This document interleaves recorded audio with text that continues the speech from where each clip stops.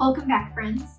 If you're new here, I'm Carissa. I'm a teacher with a background in special education, and I am currently an assistive technology specialist in Southern California.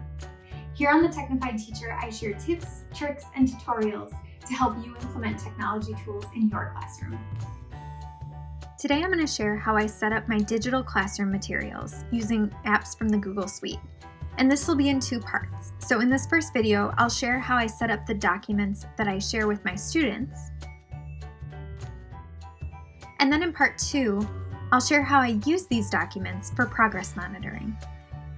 So without further ado, let's get started.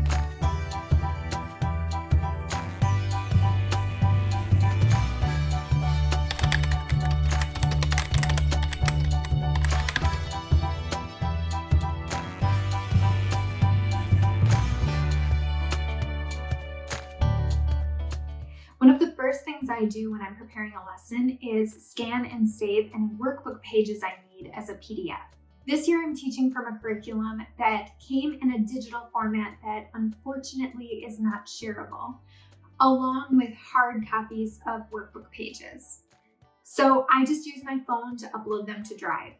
I like to use a simple scanning app just to make sure that the files are in PDF format so my students can save their annotations. Now, I can make copies for each of my students, but if you're using Google Classroom, it will do all that work for you. So all you have to worry about is making your own master copy. Just create a new assignment,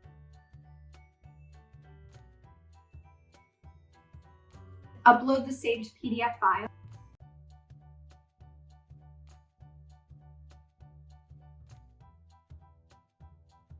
and make sure it's set to make a copy for each student. This way, every student will have their own digital copy.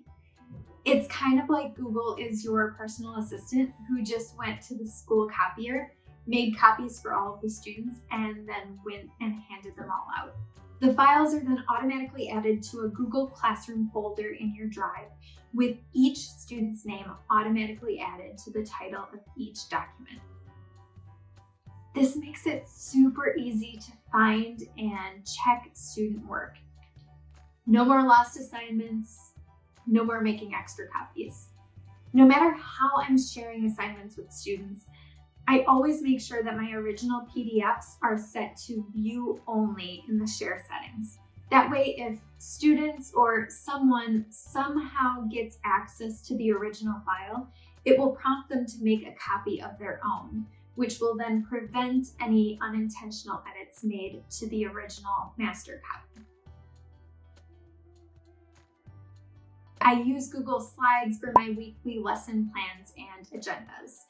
These are shared in my Google Classroom each week so students can quickly see what's coming up, look back and see what they might have missed if they were absent, and then have direct links to all of the materials that they will need for that week. To set this up, I use a tip that I learned from Michelle Emerson, aka Pocketful of Primary. In one of her videos, she shared how to use the Master Slides tool to lock parts of your slides that you don't want students to edit or be able to interact with.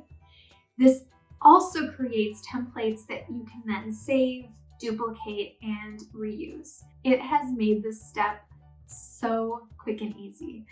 I'll leave a link to her video down below in case you want to check it out. I highly recommend it. First, you're going to create a new Google Slide presentation. Click on the slide in the menu bar and then click on Edit Master. Now you can create different slides and layouts. For my lesson plans, I created a title layout and then a new layout for each day of the week. The first box on each slide lists what we will be doing that day, and the second box lists the concepts or standards we will be focusing on. For each day, I add everything that I don't want students interacting with. Once everything looks good to go, I close out of the Master Slides editor. I add slides to my presentation for each day and then apply the appropriate layout. It automatically adds anything I entered on the master slides. If I want to include links to assignments, I'll add those in the actual slides so students are able to click on them. Now, as an agenda document, you could probably just share this as a view-only file and not worry about the master slides. But I find them really helpful, especially when I'm creating new documents and want to apply the same layout to multiple slides. When my agenda is ready to go, I add it to my Google Classroom as a material post.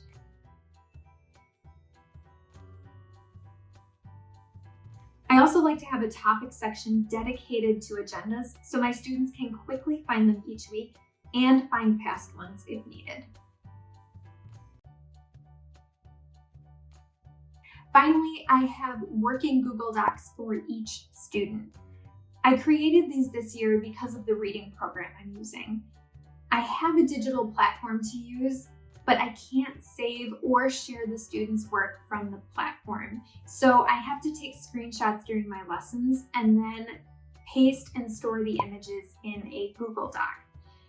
Once I could start incorporating tech tools in my lessons like spell check and word prediction, I also created a Google Doc for their writing samples. I use document headings to mark the dates and lesson sections. This creates a document outline that makes finding specific work samples super easy.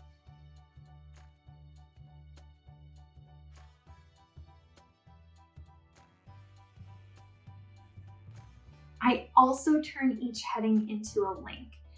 This step will be important later when I'm using these for progress monitoring.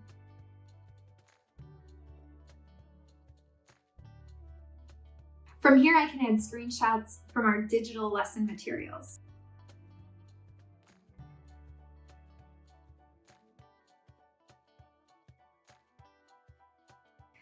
Of course, in the writing samples document, the student is just typing directly into the doc.